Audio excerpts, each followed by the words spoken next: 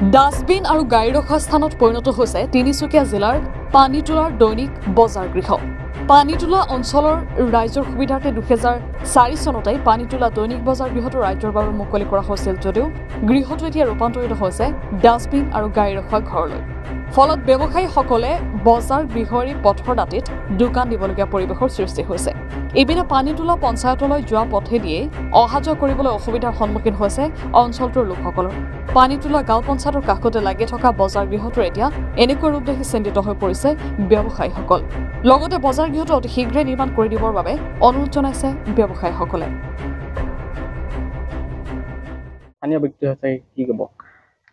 এইটোৱে ক'ম, বৰ্তমান অসমৰ মুখ্যমন্ত্ৰী সন্মানীয় হিমন্ত বিশ্ব শৰ্মা ডাঙৰীয়াই ঢাক ঢোল বজাই আছে যে আমি জনতাৰ স্বাৰ্থত সদায় উন্নয়নৰ কাৰণে কাম কৰি আহিছোঁ, সুবিধাৰ্থে কাম কৰি আহিছোঁ। তেনেস্থলত পানীতোলা এটা বৃহত্তৰ অঞ্চল, প্ৰায় ইয়াত 20খনমান গাঁও আছে। এই পানীতোলা মূল ঠাইখিনিত এখন বজাৰ আছিলে, দৈনিক বজাৰ, আৰু এই বজাৰ গৃহটো বৰ্তমান সময়ত ভাঙি পৰিছে আৰু ওপৰত টিং এখিলাও নাই বৰ্তমান। সেই তাৰ ফলত ইয়াৰ ব্যৱসায়ীসকলে ব্যৱসায় কৰিবলৈ অসুবিধা হোৱাত ব্যৱসায়ীসকলে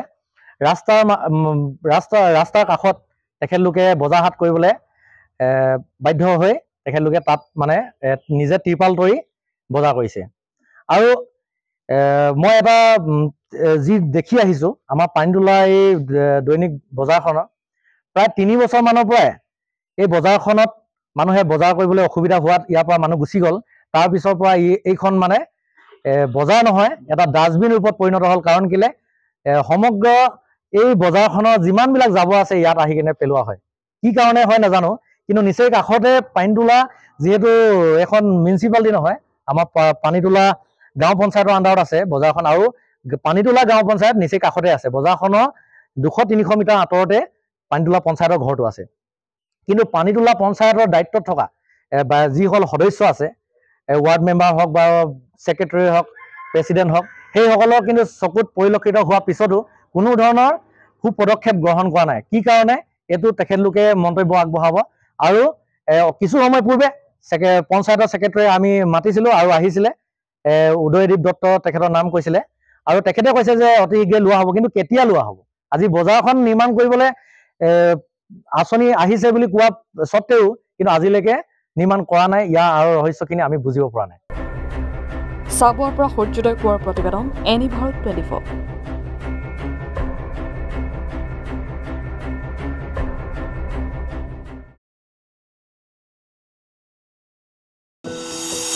এনি ভাৰত 24ৰ প্ৰথম প্ৰয়াস, জুবিন গাৰ্গৰ গীতৰ প্ৰতিযোগিতা।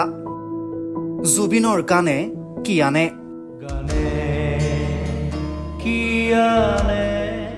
অডিশ্যনৰ বাবে যোগাযোগ কৰক 8638661821 আৰু 8812831556 নম্বৰত। এনি ভাৰত 24 উদ্যোগত এটা নতুন সংগীতৰ প্ৰতিযোগিতা আয়োজন কৰা হৈছে, য'ত মোৰ গানৰ প্ৰতিযোগিতা হ'ব। আপোনালোকে তাত প্ৰতিযোগী হিচাপে আহিবলৈ পাৰিব, আৰু মোৰ ফালৰ পৰা আন্তৰিক শুভকামনা জনাইছোঁ। আৰু অনুষ্ঠানটোৰ নাম হৈছে গানে কি আনে। সকলোকে মৰম জনাইছোঁ, সকলোৱে আহক, ইয়াত অংশগ্ৰহণ কৰক। Thank you very much. Love U.